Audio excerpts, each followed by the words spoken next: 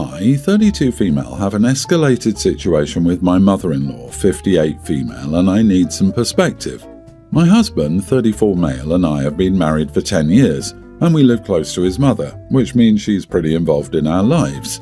She watches our son Joey, pre-tween male, twice a week for a few hours in the afternoon.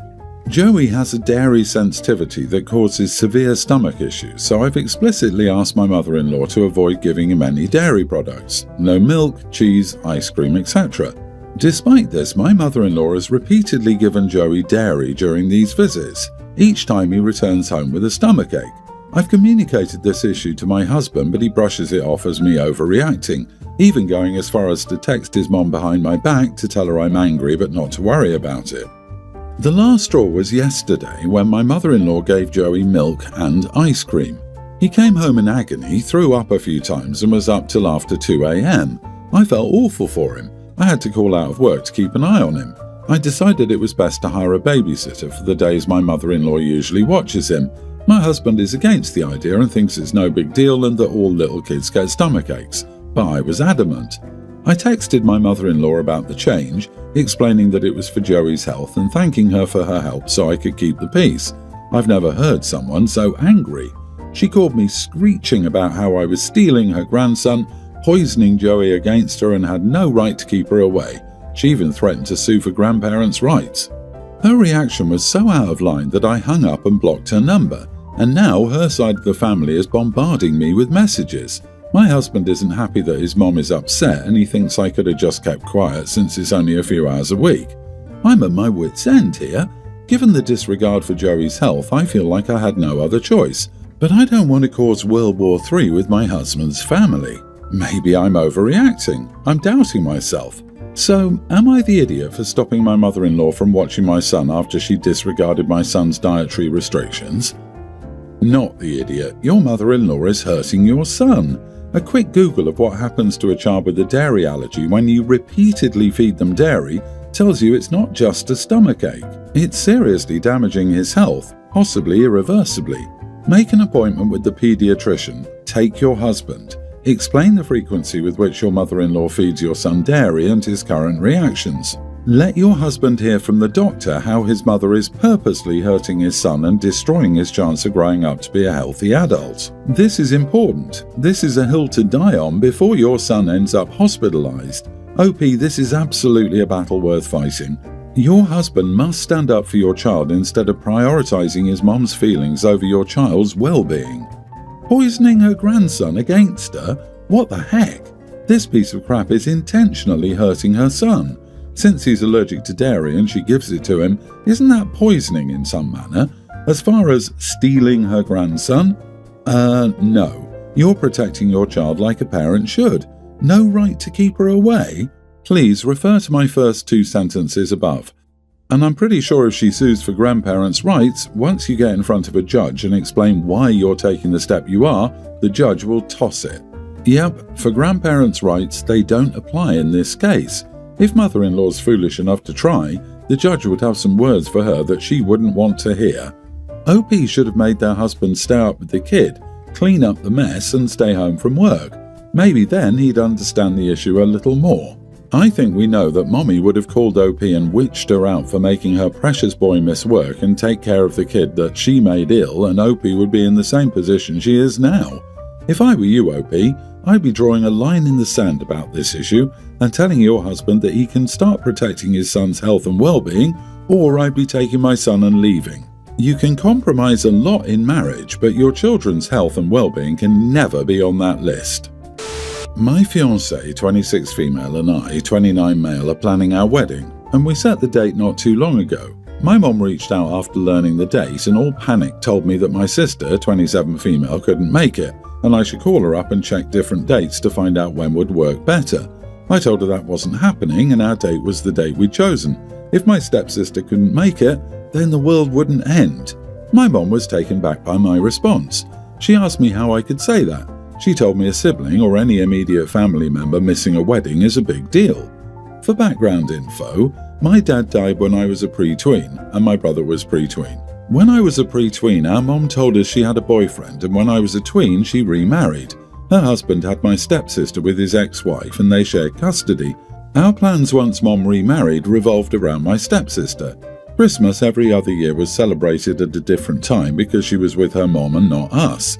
Family parties were missed if she wasn't around because Mom was angry at anyone in the extended family who didn't make sure my stepsister could be there. She would tell my brother and me we should wait to do something for our stepsister to be there, or she insisted on it and refused to let us go without her. We resented it. And we did speak up, but Mom said the immediate family needed to be there for Christmas, for example. I told her she wasn't my immediate family, so I didn't need to wait. Mom also resented the fact we weren't with her every other Christmas Eve because we'd be with our paternal family, court-ordered time our grandparents won.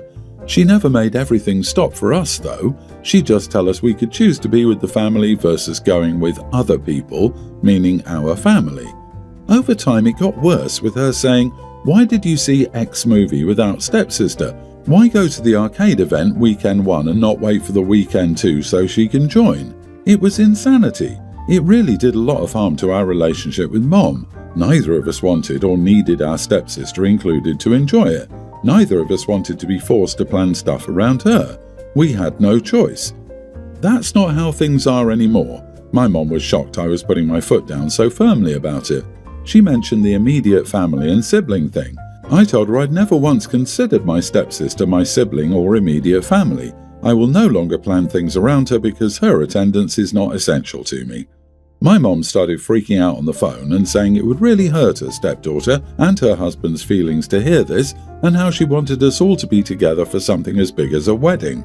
She told me she'd pay the difference for a different day, and I said no. I told her my days of catering to my stepsister's schedule were over.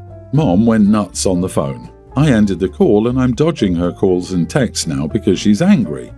Am I the idiot? Not the idiot. You've made your position clear. You don't consider your stepsister as part of your immediate family. Her attendance is not essential to you. Ergo, you shouldn't change the date of your wedding to accommodate her. Your mother will just have to respect that. Otherwise, she'll just be admitting that her stepdaughter's feelings are more important than yours about, your own wedding. Honestly, I wouldn't put it past OP's mom to say something very similar to that.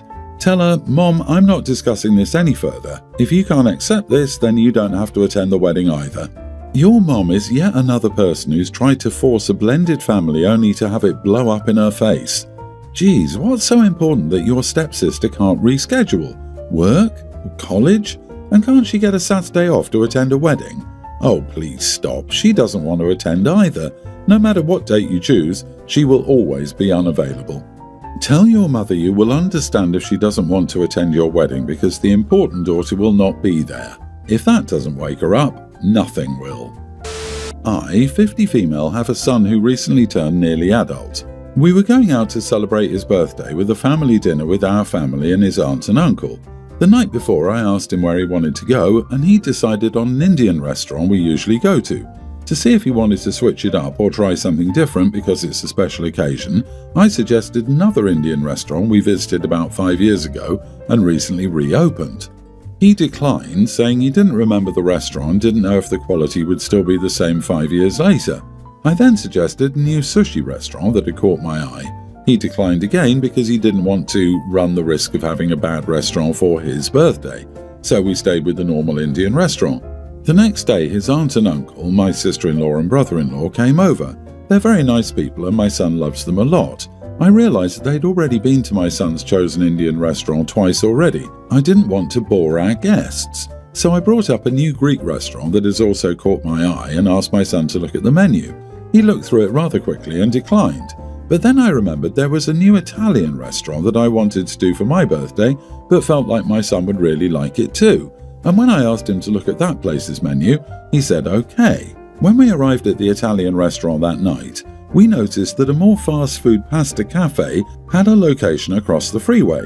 My brother-in-law joked that we could have gone there because it was cheaper. My son laughed, but I personally took offense to that.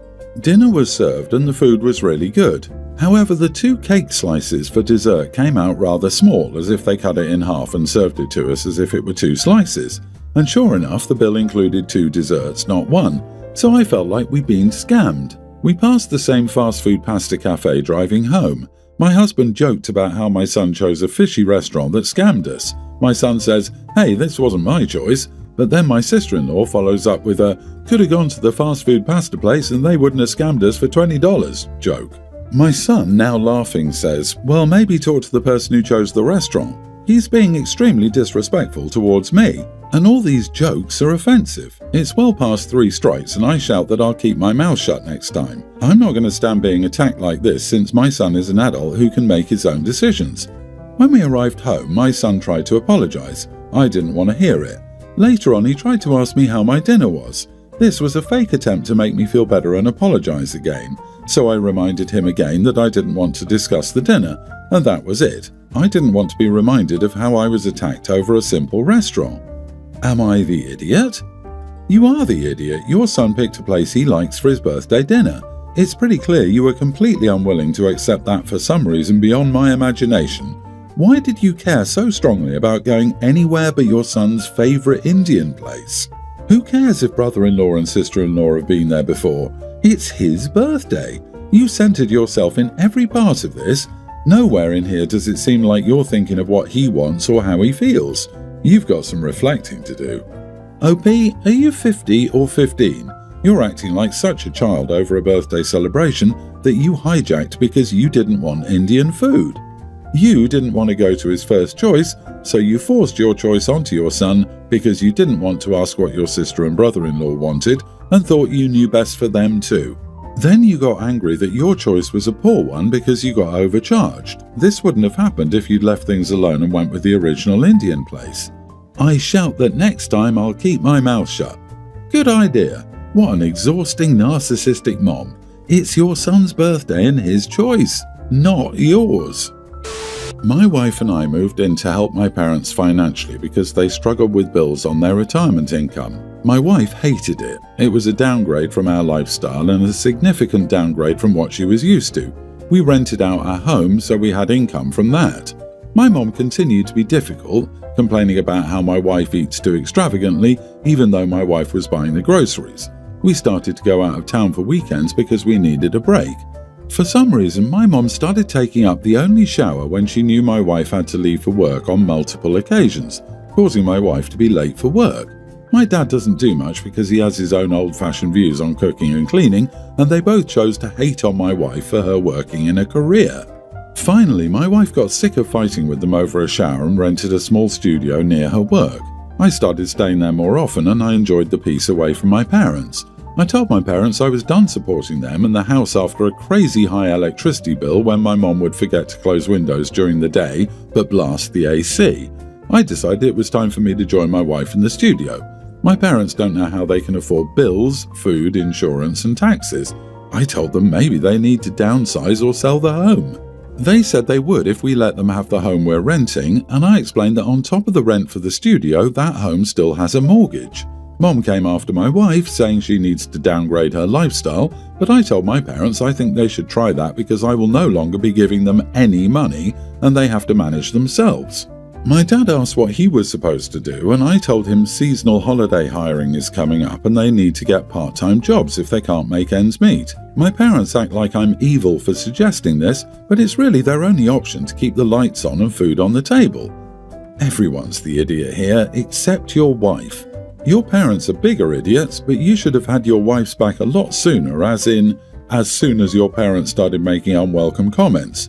Give up the studio at the end of your tenant's lease, move back into your house and live within your means. Don't make your wife work hard to live in a studio with you while supporting your choosy beggar parents, at least not if you're hoping the marriage will last. If a parent insulted or criticised my wife while being financially supported by us, I would likely never speak to them again. Dude, you need to go home and thank your wife. You have treated her horribly. I don't know how she put up with it. Not the idiot for finally growing a backbone in regard to your parents. Now make sure you stick to it. I am engaged to the absolute love of my life. We met at a party at her aunt and uncle's house during our sophomore year of college and have been together ever since. Her uncle and my mom are good friends and have worked together for years. My fiancée has always been close to her aunt, uncle and cousins. Her mom and aunt are truly best friends, and the family was recently shattered by the revelation that her uncle was cheating. They're understandably furious with him, and it was revealed that my mom had known for years. She'd gone to dinners and parties where the girlfriend was present and even had her at her house. My fiancé confronted my mom, and my mom said she knew, but it wasn't her place to tell anyone. My fiancé was furious, and my mom said it would have been career-ending. For some background, my mom is an executive in marketing. She's the only woman on the team, and as a result, she has only male friends. She's a workaholic, and her work and social life are heavily intertwined.